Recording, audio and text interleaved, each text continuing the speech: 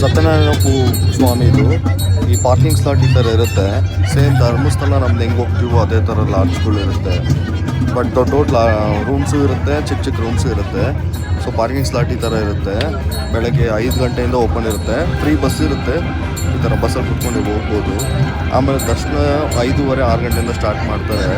So up to 2 o'clock ತನಕ ನೀವು ಈ ಥರ ಎಂಟ್ರೆನ್ಸಲ್ಲಿ ಮುಂದೆ ಹೋಗ್ಬೇಕಾಗತ್ತೆ. ವಯಸ್ಸಾದವ್ರಿಗೆ ಲಿಫ್ಟು ಕೊಡ್ತಾರೆ, ಸೀನಿಯರ್ ಸಿಟಿಸನ್ ಮತ್ತು ವಯಸ್ಸಾದವ್ರಿಗೆ. ಟೆಂಪಲ್ ಹಿಂಗಿರುತ್ತೆ. ಸೊ ನೀವೆಲ್ಲ ಇಲ್ಲಿ ತೊಗೊಂಡು ಒಳಗಡೆ ಇಲ್ಲೂ ಮೊಬೈಲ್ ಅಲೋ ಇಲ್ಲ. ಸ್ಟ್ಯಾಂಡ್ ಇರುತ್ತೆ, ಸ್ಟ್ಯಾಂಡಲ್ಲಿ ಬಿಟ್ಟು ಹೋಗ್ಬೇಕು.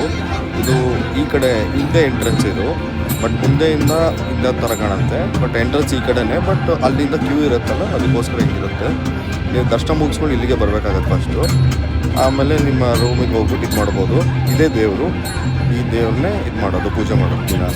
ಸೊ ನಾವು ಹೋಗಿ ಬಂದಿದ್ದು 1 hour ವೆಯ್ಟ್ ಮಾಡಿದ್ವಿ. ಬೆಳಗ್ಗೆ ಹೊತ್ತು ಹೋದರೆ, ಬೇಗ ಹೋದರೆ ನಿಮಗೆ ರಶ್ಗಳು ಕಾಣಿಸಲ್ಲ, ಇಲ್ಲಾಂದರೆ ರಶ್ ಆಗ್ತಾ ಹೋಗುತ್ತೆ. ಸೊ ಸತ್ಯನಾರಾಯಣ ಸ್ವಾಮಿದು ತುಂಬ ಚೆನ್ನಾಗಿದೆ.